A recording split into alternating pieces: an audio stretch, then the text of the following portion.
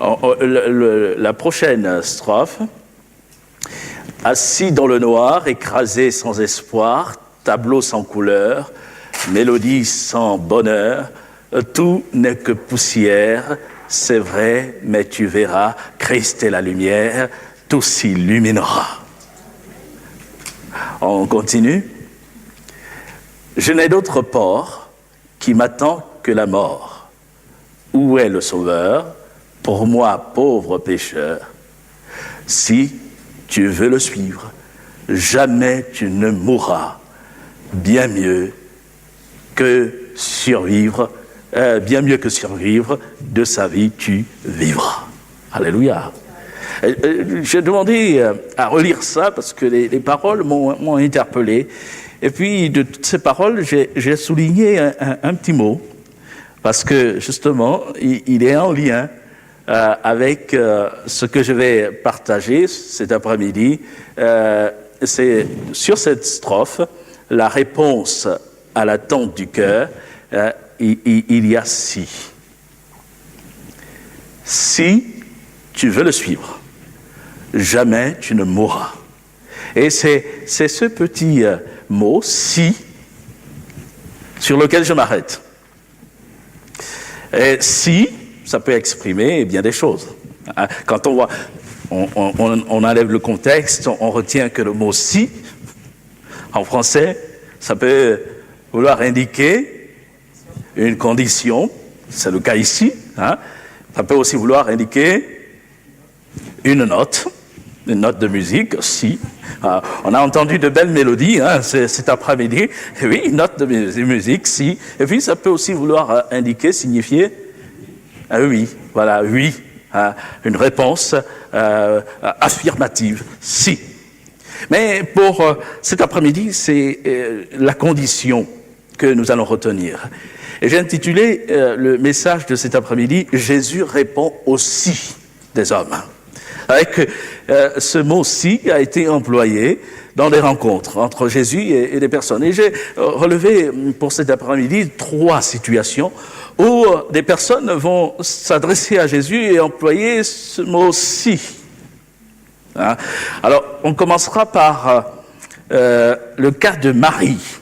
Marie, sœur de Lazare et de Marthe. Dans l'évangile de Jean, au chapitre 11, verset 32, il est dit ceci: « Lorsque Marie fut arrivée là où était Jésus et qu'elle le vit, elle tomba à ses pieds et lui dit: Seigneur, si tu eusses été ici, ou alors si tu avais été ici, mon frère ne serait pas mort. » Alors on souligne le premier si. Seigneur, si tu avais été ici, mon frère ne serait pas mort. On comprend bien le contexte dans lequel Marie va employer cette parole. Je souligne au passage que Marthe, l'aînée de Marie, a exactement dit la même chose à Jésus. Mais je vais m'arrêter sur la réflexion de Marie. On comprend aussi que les deux sœurs ont dû échanger, parce que si elles en viennent à dire la même chose au Seigneur, Seigneur, si tu avais été ici, mon frère ne serait pas mort, que ça a dû faire les conversations dans la famille. Un temps d'épreuve, donc le contexte est bien douloureux, et ici, ce que Marie va déplorer, c'est quoi? Elle déplore quelque chose, c'est l'absence de Jésus. Elle déplore l'absence de Jésus. L'absence de Jésus au moment où on attendait qu'il arrive. Dans un moment difficile, un moment d'épreuve. Rappelons que les deux sœurs ont fait dire à Jésus: Seigneur, celui que tu aimes est malade. Donc il y avait là une demande bien formulée, même si elle n'est pas précise, mais Jésus comprend bien l'attente des deux sœurs au moment où Lazare est malade. Mais Jésus ne va pas arriver au moment même où les deux sœurs l'attendent. Et quand il arrive enfin, il a droit à cette parole, à cette réflexion, si tu avais été ici. Donc c'est quand même une remarque qui est là formulée gentiment. Seigneur, tu arrives trop tard. On t'attendait plus tôt. Hein, on aurait souhaité que tu sois là, présent, que tu pries pour lui, que tu le touches. Et ce qui me frappe, c'est vraiment la manière subtile dont ceci est formulé, est adressé au Seigneur. Et il y a ce regret, il y a ce chagrin. Seigneur, tu n'étais pas là, tu étais absent. Et je me suis arrêté sur cette parole, cette réflexion, pour en venir aussi à ce qu'on peut entendre nous aujourd'hui. D'une manière différente, il y a des gens qui formulent encore ceci. Il y a quelques jours, une dizaine de jours environ, nous étions avec mon épouse rendre visite, je peux dire à une sœur, Evelyne, notre sœur, et pendant qu'on parlait, elle nous a confié ceci dans son entourage, son quartier, le voisinage.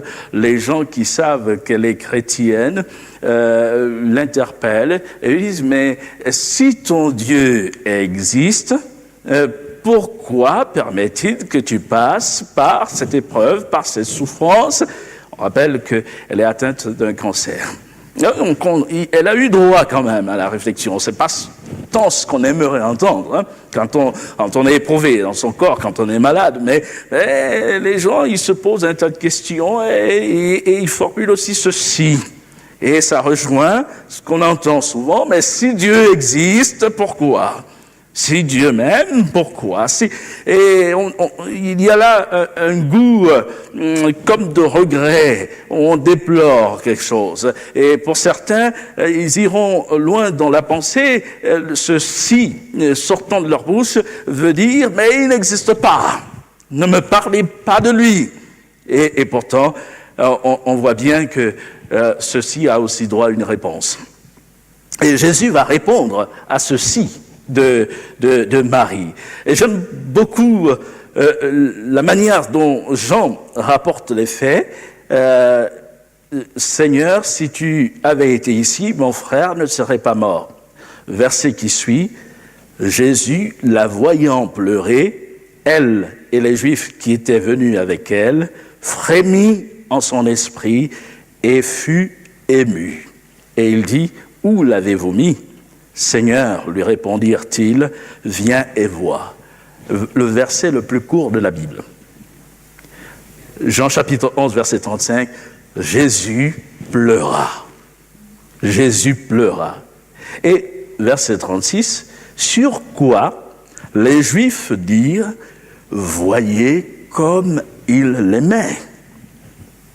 Alors, on voit la réponse que Jésus donne à Marie, ces paroles: si tu avais été ici, mon frère ne serait pas mort. Jésus n'est pas indifférent.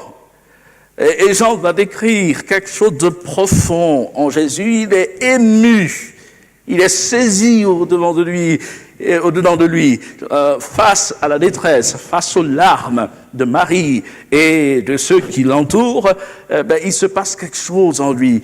Et on peut déjà retenir que Jésus n'a jamais été indifférent à la misère, à la souffrance des autres. Et en l'occurrence ici, à la souffrance de Lazare, à la souffrance de Marie, à la souffrance de tous les membres de cette famille. Il est saisi et pleure. Donc, si on pouvait retenir cela comme élément de réponse, Jésus n'est pas indifférent à nos douleurs. Et seulement, on ne s'en rend pas toujours compte. Et quand on lit le texte dès le premier verset du chapitre 11, on s'aperçoit que dès lors que Jésus entend la nouvelle, il réagit. Il dit au sujet de la maladie de Lazare: cette maladie n'est point à la mort, mais elle est pour la gloire de Dieu, afin que le Fils de Dieu soit glorifié par elle. Mais ces paroles que Jésus a prononcées, Marie ne les a pas entendues, parce qu'elle n'était pas là. Marthe ne les a pas entendus. Et quand on lit la suite, on voit que Jésus prononce d'autres paroles. Et il dira même, Lazare, notre ami, dort. Mais allons, repartons, je vais le réveiller. Ces paroles non plus, Marie ne les a pas entendues. Et comme les disciples ne comprennent pas, il va leur dire ouvertement, Lazare est mort. Donc on voit que rien de ce que Lazare vivait n'échappait au Seigneur, à Jésus. Il n'était pas là présent physiquement, mais il était parfaitement au courant de ce que Lazare vivait, de ce qu'il pouvait éprouver dans son corps. Et c'est vrai, à la réponse aussi qui peuvent être formulées, nous voulons dire que beaucoup ne sont pas conscients que le Seigneur sait tout, que le Seigneur voit tout, que le Seigneur n'est pas ignorant des situations, mais seulement ils ne le savent pas, comme Marthe, Marie ne savaient pas que Jésus était parfaitement au courant. Oui. Et quand il arrive enfin, pour elle, il est trop tard. Il est trop tard. Et on le prend pour absent. Il n'est pas là, il ne voit pas, il ne comprend pas, il ne sait pas. Ben si, il est parfaitement au courant, il sait toutes choses, et rien de ce que tu vis n'échappe véritablement à la connaissance parfaite de Jésus. Et je voudrais laisser cette parole sur le cœur d'une personne cet après-midi. Rien de ce que tu vis, rien de ce que tu éprouves n'échappe véritablement au regard du Seigneur. Oh, tu as peut-être dit, si, Dieu, pourquoi? Non, mais la démarche, c'est de pouvoir lui faire confiance. Oh, il n'est pas encore intervenu. Nous disions tout à l'heure qu'il n'est pas arrivé au moment même où les sœurs, Marthe, Marie, l'attendaient. Mais Jésus n'est pas arrivé pour autant en retard, parce que Jésus n'est jamais en retard. Jésus arrive au bon moment. Et quand Jésus est arrivé, même si Lazare était enseveli depuis 4 jours, il a accompli une œuvre puissante. Il a agi au-delà même de ce qu'espérait Marie et de ce qu'espérait Marthe. Parce que elles disent, si tu avais été ici, mon frère ne serait pas mort. Maintenant, c'est trop tard, il est mort. Mais Jésus va le ressusciter. Il ramène Lazare à la vie. Rien ne lui est impossible.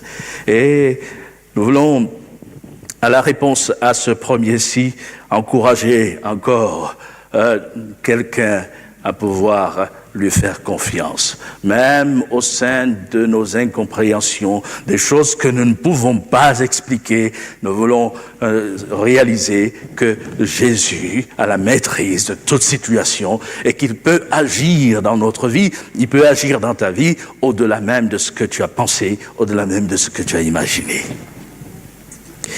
Voyons le deuxième si. Dans Marc, chapitre 9,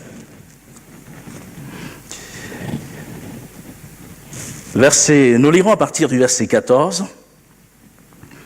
Il est dit ceci: lorsqu'ils furent arrivés près des disciples, ils virent, donc Jésus est accompagné de 3 de ses disciples, Pierre, Jean et Jacques et Jean, et ils vont vers le reste des disciples en descendant d'une montagne. Oh, Jésus s'est manifesté d'une manière tout à fait extraordinaire aux 3 disciples. Donc, c'est la suite de la révélation de Jésus sur la montagne, la transfiguration. Et donc, je reprends la lecture. Lorsqu'ils furent arrivés près des disciples, ils virent autour d'eux une grande foule et des scribes qui discutaient avec eux. Dès que la foule vit Jésus, elle fut surprise et on accourut pour le saluer. Il leur demanda « Sur quoi discutez-vous avec eux ?» Et un homme de la foule lui répondit « Maître, j'ai amené auprès de toi mon fils qui est possédé d'un esprit muet et en quelque lieu qu'il le saisissent, il le jette par terre. L'enfant écume, grince des dents et devient tout raide. J'ai prié tes disciples de chasser l'esprit et ils n'ont pas pu. Race incrédule, leur dit Jésus, jusqu'à quand serai-je avec vous? Jusqu'à quand vous supporterai-je? Amenez-le-moi. On le lui amena et aussitôt que l'enfant vit Jésus, l'esprit l'agita avec violence, il tomba par terre et se roula en écumant. Jésus demanda au Père, combien y a-t-il de temps que cela lui arrive? depuis son enfance, répondit-il. Et souvent, l'Esprit l'a jeté dans le feu et dans l'eau pour le faire périr. Mais si tu peux quelque chose, viens à notre secours, aie compassion de nous. Jésus lui dit, si tu peux, tout est possible à celui qui croit.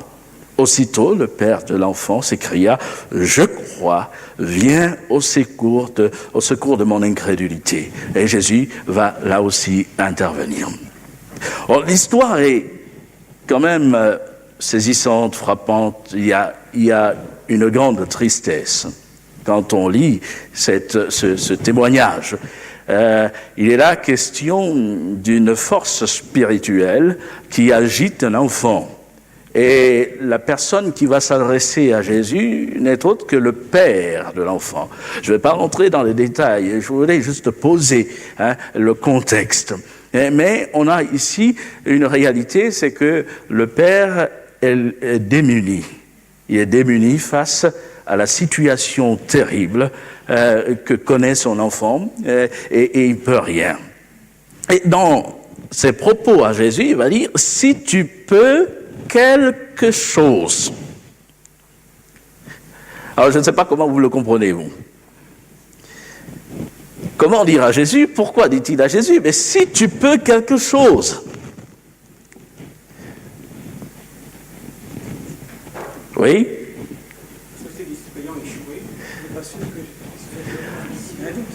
Alors, il a un doute. C'est ça, il a un doute. Il n'est pas sûr que Jésus puisse faire quelque chose. Et le Seigneur disait, voilà, il a vu les disciples de Jésus auxquels il s'est adressé échouer et ne pas pouvoir répondre. Donc, lui-même ne peut rien. Les disciples de Jésus auxquels il s'est adressé n'ont pas pu faire quelque chose pour lui. Et en fait, aucun homme ne peut rien faire pour lui. Et naturellement, le doute a gagné. Je dis naturellement parce que le fait d'aller d'échec en échec fait que, quelque part, cet homme qui venait confiant vers Jésus, et voilà que Jésus ne se trouvait pas à ce moment présent, et il va douter.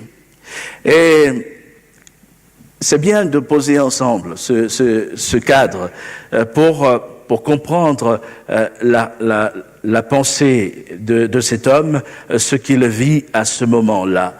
Et le doute l'envahit. Le doute l'envahit. Et parfois, le doute aussi nous envahit. Face à des situations que nous ne pouvons pas maîtriser, que nous ne pouvons pas contrôler, devant lesquelles nous n'avons pas de réponse, le doute peut aussi envahir. Et on peut formuler ceci et dire, mais est-ce qu'il pourra quelque chose? Lui dire, si tu peux faire quelque chose, ça veut dire, je ne suis pas certain que tu puisses réellement. Et ceci, quelque part, a ceci comme message, c'est qu'il ramène quelque part Jésus au rang des autres hommes. Moi, je ne peux pas. Les disciples n'ont pas pu. Jésus, je ne suis pas sûr qu'il le puisse. Le regard humain face aux réalités difficiles, aux réalités qu'on ne peut pas vraiment surmonter par soi-même. Et seulement, c'est là que cet homme se trompe. Et dans sa réponse, considérons justement la réponse de Jésus, je note que Jésus va dire, si tu peux. Si tu peux. Bon, tout dépend des versions que vous avez. Ésaïe 55 va dire, si tu peux le croire. Mais communément, dans Louis II, traduit, si tu peux, avec un point d'exclamation, si tu peux, tout est possible à celui qui croit. Alors si on retient cette version qu'on trouve généralement chez Louis II, la réflexion de Jésus est souvent, si tu peux, comment ça? Tu me demandes à moi si je peux? Moi, ce que j'attends plutôt de toi, c'est que tu me fasses entièrement confiance. C'est que tu puisses croire en moi. Parce que si tu crois, tout est possible. Si tu crois, tu verras la solution. Si tu crois, je peux agir. Mais si tu ne me fais pas confiance, si tu doutes de moi, alors comment veux-tu que j'intervienne? Et ce que le Seigneur attend de nous, c'est que nous puissions croire en lui. Et que nous puissions lui faire confiance, ne pas regarder aux circonstances qui nous intimident bien souvent, parce qu'elles nous dépassent, mais regarder à la personne de Jésus, qui n'est pas simplement un homme, même s'il est venu en homme sur la terre, il est Dieu. C'est Jésus qui a dit, tout pouvoir m'a été donné dans le ciel et sur la terre. Donc, il est capable d'intervenir et d'agir. Oh, ce que moi, je maîtrise pas, ce qui m'échappe, lui, il est capable de l'accomplir, d'intervenir. Ah, Jésus est tout puissant. Et le texte nous montre que Jésus va chasser cette force spirituelle qui tenait cet enfant, et il libère l'enfant. Aucun homme ne pouvait véritablement le faire, mais Jésus l'a fait. Et Jésus accomplit encore des miracles. Il est tout puissant. L'évangile que nous lisons, ces témoignages, ne s'inscrivent pas uniquement dans le passé, mais la Bible dit Jésus-Christ est le même hier, aujourd'hui et éternellement. Et il est encore capable d'accomplir des miracles. Et pendant que je préparais ce message, je me disais, c'est bien de le dire, mais c'est bien aussi de s'ancrer dans une réalité de choses que nous vivons encore aujourd'hui. Et je me suis souvenu d'une expérience que nous avons vécue dans notre foyer il y a 8 ans déjà. Oh, le temps passe vite. On a notre petit garçon qui a été toujours très turbulent. Lui, c'est le football à fond. Et il a été invité un mercredi chez des copains, accueillis par la mère de ses copains. Et ils ont fait une partie de foot et il s'est cogné le pied violemment. Donc, il y a eu là un choc, une entorse. Bon, visiblement, il s'efforçait de marcher. Nous, on n'a rien remarqué quand ils sont rentrés à la maison, quand ils nous l'ont ramené. Et puis, quelques temps après, on a remarqué que il n'arrivait pas. Et en fait, ce qui s'était passé, c'est que comme il bouge tellement, il y a eu le premier choc, mais quand il est allé prendre sa douche, à nouveau, et il n'a rien dit. Et il rentrait, bon, il boitait, mercredi, jeudi, impossible de l'amener à l'école parce que la cheville avait enflé. On était mois de mars, et la semaine, dès le lundi suivant, je devais aller à Montluçon pour une rencontre, un congrès pastoral. Et j'étais bien embêté parce que je me disais, mais si je l'amène à l'hôpital, alors là, ils vont mettre un plâtre, et parce que moi-même j'y étais déjà passé, donc je savais ce que c'est.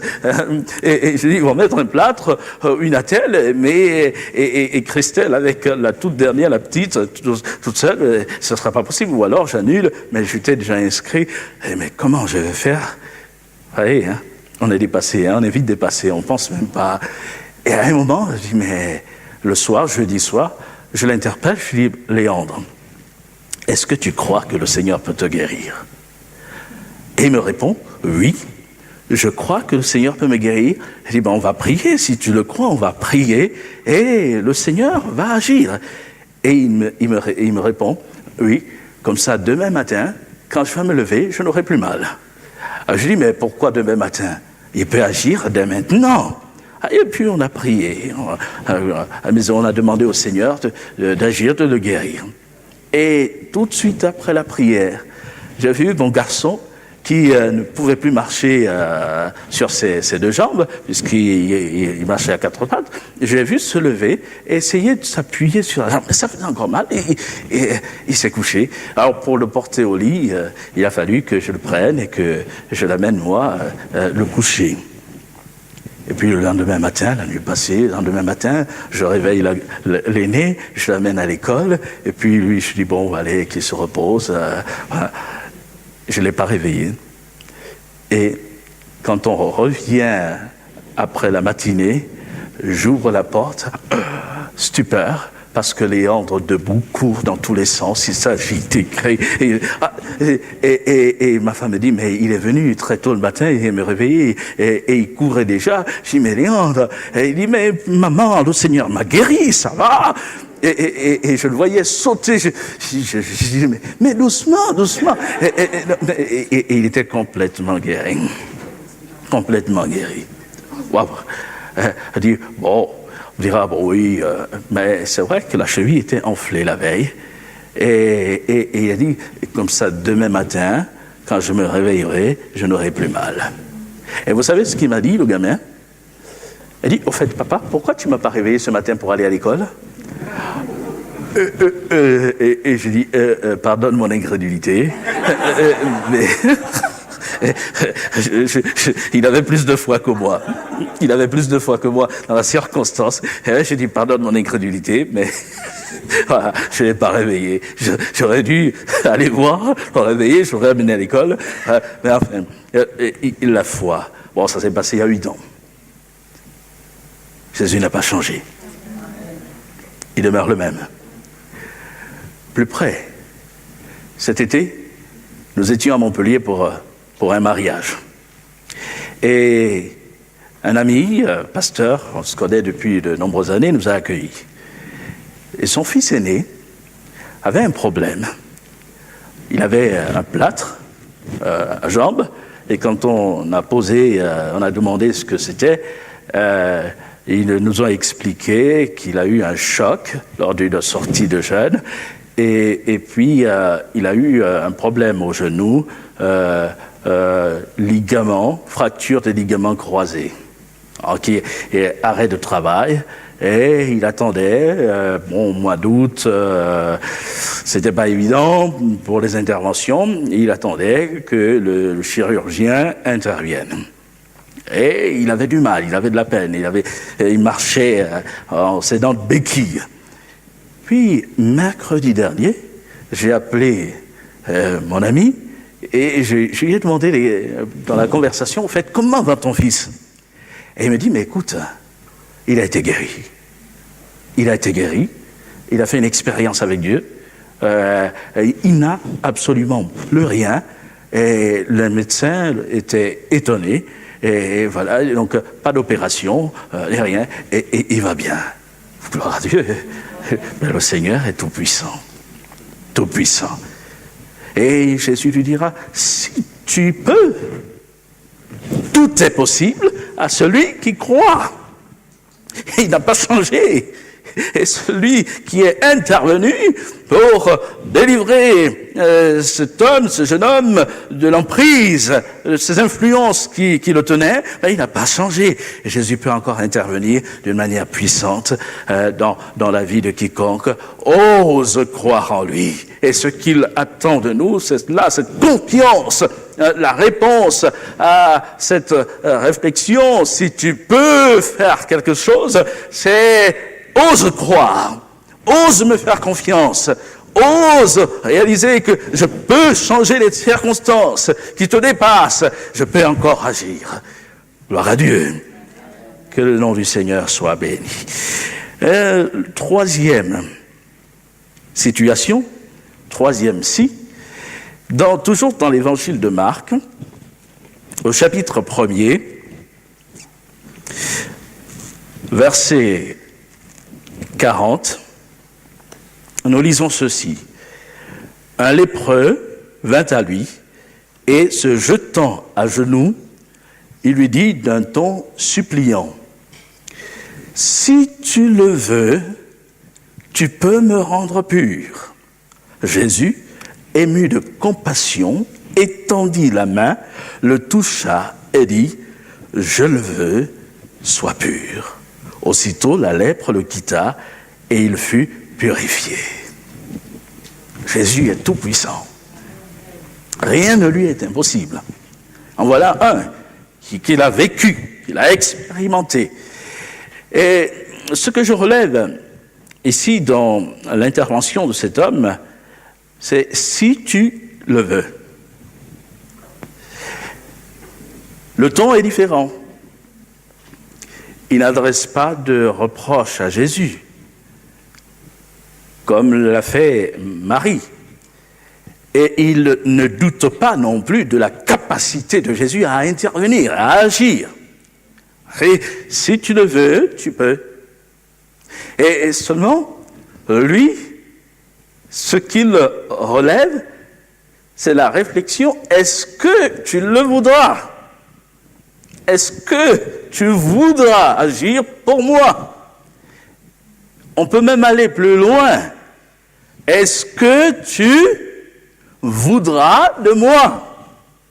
Et j'ose poser cela comme réflexion en tenant compte de la condition d'un lépreux à l'époque de Jésus. Un homme qui était coupé de ses semblables et qui, lorsqu'il pouvait se déplacer ou on pouvait venir vers lui, devait s'annoncer en disant « impur, impur ». Ah, rendez-vous compte de la situation. Au moment de dire « impur », alors que cet homme pouvait voir les gens se diriger vers lui et d'un coup d'un seul, les gens se détournaient de lui, s'éloignaient de lui. Et en fait, personne ne voulait aller vers lui. Personne ne voulait le toucher. Personne ne voulait simplement de lui.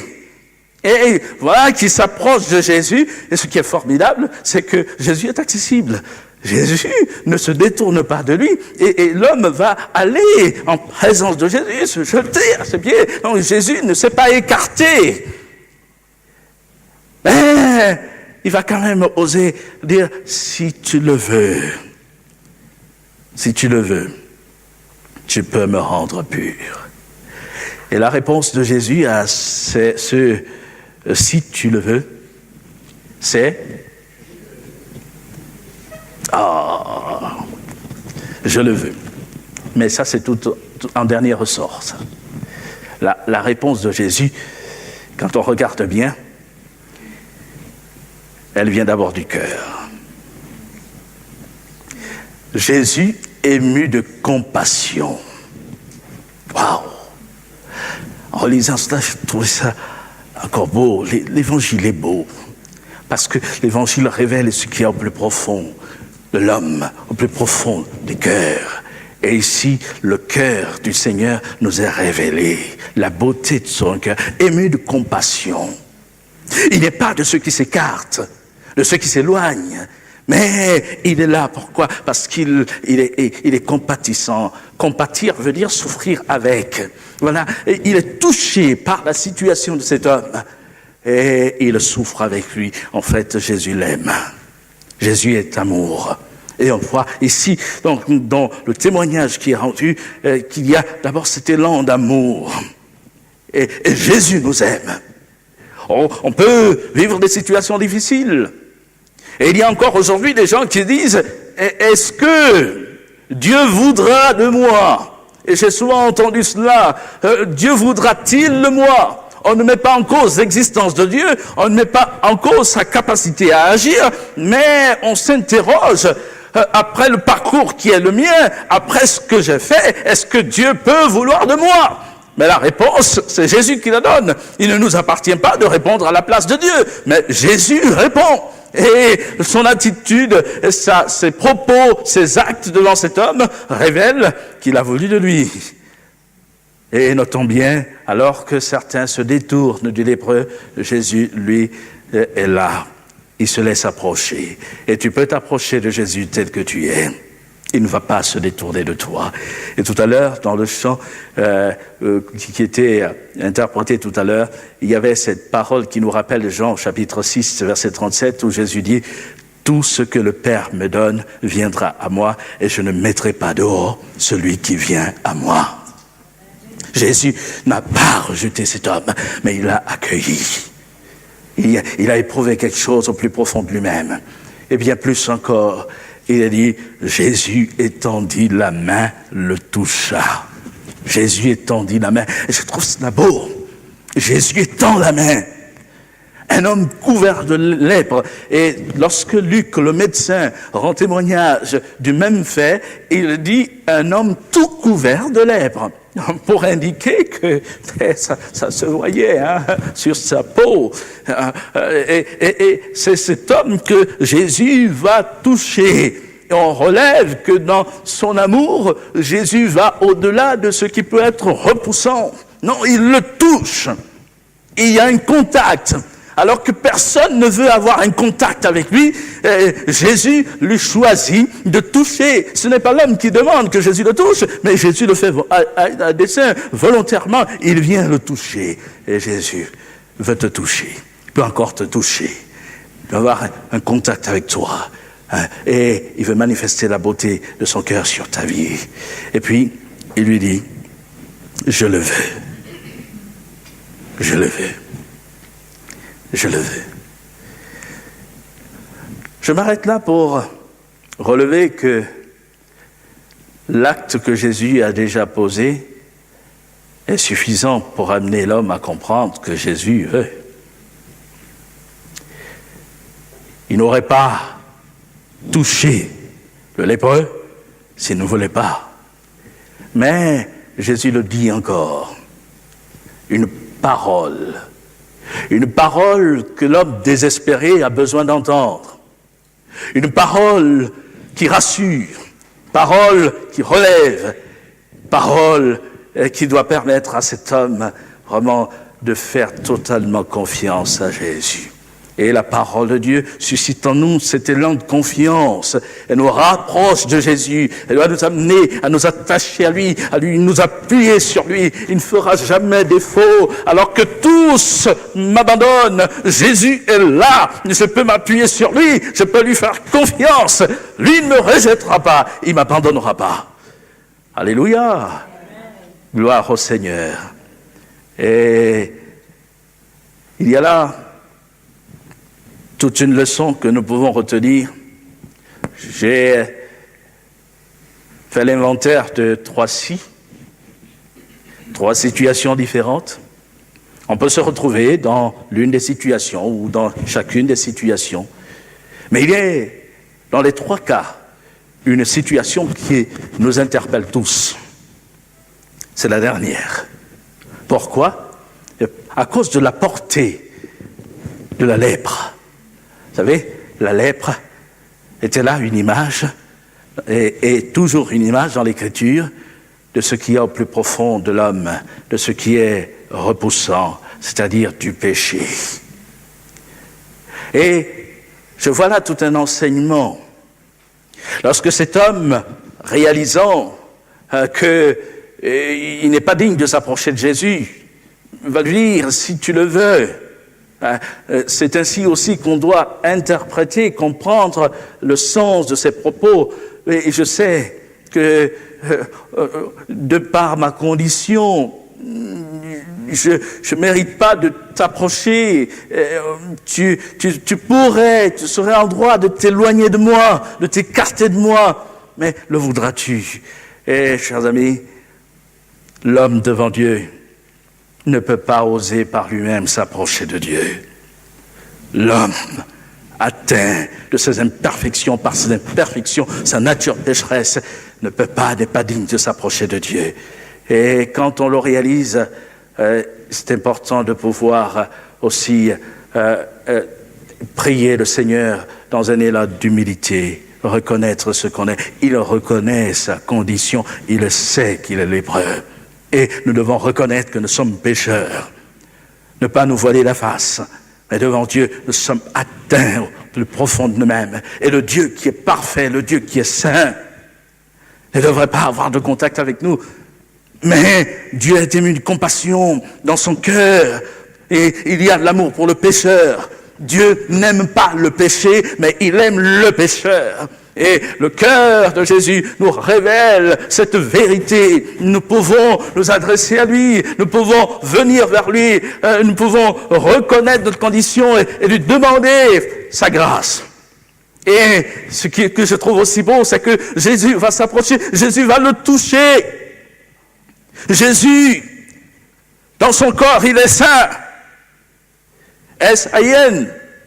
Et nous avons rappelé que du temps de Jésus, un homme qui n'était pas, lui, atteint de lèpre, n'avait pas le droit de rentrer en contact avec un lépreux. Mais relevez que c'est Jésus qui va étendre la main, qui va le toucher. Il s'identifie au lépreux. Et Dieu s'est identifié aux pécheurs. Jésus est venu sur la terre et il a porté nos péchés sur lui. Il est venu purifier nos cœurs. Quand Jésus l'a touché et qu'il a exprimé sa volonté de le guérir, le miracle s'est produit instantanément et Jésus est venu pour cela. Il est venu changer la situation des hommes. Il est venu prendre nos maux sur lui. Il est venu porter nos péchés sur lui. Et à la croix, Jésus est élevé. On l'a chanté tout à l'heure. Oui, il a été crucifié, mais il a été crucifié pour moi. Il a été crucifié pour tous les pécheurs. Et ceux qui reconnaissent leurs conditions peuvent s'approcher de lui simplement, humblement, et attendre de lui qu'il soit pardonné. Et que leur vie puisse changer. Et ce qui s'est produit dans la vie de cet homme, c'est ce qui se produit dans la vie de tout pécheur qui s'approche, qui ose s'approcher de Jésus en toute humilité. Et Jésus pardonne, Jésus change les vies. Et je crois que quand on lit un tel témoignage, on peut s'imaginer la suite de cet homme. Le texte ne le dit pas. Mais pensez-vous vraiment que cet homme qui a été jusqu'alors coupé des autres, après avoir été guéri, va encore vivre en étant coupé des autres? Il va aller au contact des autres. Il va pouvoir réintégrer sa famille, s'il en a une, mais dans tous les cas, cet homme va éprouver un changement de vie, un changement total, parce que les gens dorénavant ne vont plus s'écarter de lui, mais les gens pourront le toucher, pourront avoir un contact avec lui. Oh, il y a comme une réconciliation entre la société et cet homme, et Jésus veut changer. Mais pour nous, au-delà de relever l'aspect de réconciliation avec la société, mais il y a d'abord cette réconciliation avec Dieu. Jésus nous réconcilie avec Dieu, purifie nos cœurs, il pardonne nos péchés. Mais quand on est réconcilié avec Dieu, cet amour qu'on a reçu de Jésus, on le partage avec les autres. Et c'est la raison pour laquelle on va parler aux autres de Jésus, afin qu'ils le connaissent aussi. Et puissions-nous le faire avec beaucoup de joie, beaucoup d'amour, d'enthousiasme, afin que le plus grand nombre sache que Jésus change les vies, Jésus pardonne. Et Jésus est celui qui se laisse aborder, qui se laisse toucher. Alors que le Seigneur puisse nous bénir encore. Nous voulons garder cette parole. 3 situations. Oh, si tu avais été là, mon frère ne serait pas mort. Jésus répond que rien ne lui est impossible. Et il est là, il prouve quelque chose dans son cœur, et il n'a jamais ignoré la situation de Lazare. Il la connaît parfaitement, et Jésus connaît parfaitement ta vie. Tu ne l'as peut-être pas réalisé, mais il la connaît parfaitement. Et puis, cette deuxième parole, si tu peux faire quelque chose, aie compassion de nous, secours-nous, si tu peux. J'attends de toi que tu aies la foi. Je peux tout. Et Jésus est celui qui aura encore le pouvoir d'agir. Et osons lui faire confiance. Et puis la troisième situation, si tu le veux. Et sa réponse est là aussi de manifester son amour, de manifester sa compassion. Il le touche, il s'identifie au pécheur et aux lépreux et aux pécheurs, et il est celui qui intervient pour guérir et pour changer la vie de cet homme. Et Jésus peut te donner un nouveau départ, comme cet homme. Quand il est venu à Jésus, il était couvert de lèpre. Mais quand il est reparti, il n'y avait plus de lèpre. Parce que instantanément, Jésus a agi, l'a guéri. Et c'est vrai, quand on vient à Jésus, on n'a pas besoin d'attendre 100 ans, ou 50 ans, ou 1 mois pour être pardonné. Mais quand on vient de tout son cœur, on crie à Jésus, à l'instant même, il ôte notre péché, il change notre vie, et il nous donne un nouveau départ. Et que chacun puisse faire cette démarche. Il y en a qui l'ont déjà faite, mais peut-être quelqu'un n'a pas encore fait cela, venir à Jésus tel qu'il est, et pour prendre ce nouveau départ, c'est peut-être le moment aujourd'hui. Tu as l'occasion, tu peux prier, tu peux crier à lui, avec tes propres mots. On ne va pas dire à répéter après moi, mais ça sort de ton cœur. L'homme a exprimé son besoin à Jésus, il a dit spontanément, et Jésus a entendu ce qui sortait de son cœur. Et Jésus veut entendre ce qui sort de ton cœur. Dis-le lui simplement, mais viens à lui avec confiance. Prions le Seigneur.